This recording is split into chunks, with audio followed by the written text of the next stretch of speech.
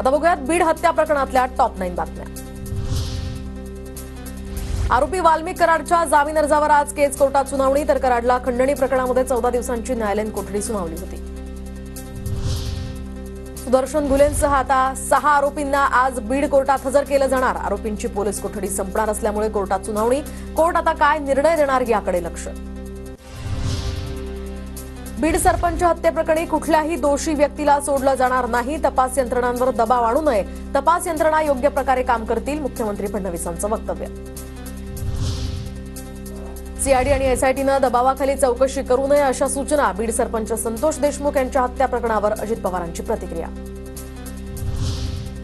उज्ज्वल निकमांची बीड प्रकरणामध्ये नियुक्ती नको, अंजली दमानी यांची ट्विट करत माहिती, तर मुंडेंच्या एका प्रकरणामध्ये अनिकेत निकम वकील होते, दमानी यांचं ट्विट। उज्ज्वल निकमांच्या नियुक्तीवर राजकारण करणं म्हणजे गुन्हेगारांना मदत करण्यासारखंच। बीड प्रकरणावर बोलताना मुख्यमंत्री फडणवीसांची प्रतिक्रिया। दमानियांकडून फोटो ट्विट करत कराडच्या दुसऱ्या पत्नीवर निशाणा, तर सोलापुरातील जमिनींसाठी पैसे कुणी दिले याची चौकशी व्हावी, अंजली दमानी यांची मागणी।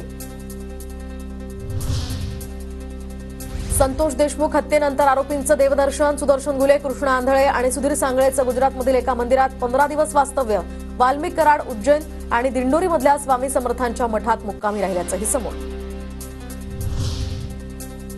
बीड हत्या प्रकरणी पंढरपुरात 22 जानेवारीला आक्रोश मोर्चा। देशमुख कुटुंबासह मनोज जरांगे, सुरेश धस या मोर्चात सहभागी होणार। आरोपींविरोधात चार्जशीट दाखल होईपर्यंत मोर्चा सुरूच राहण्याचा सुद्धा निर्धार।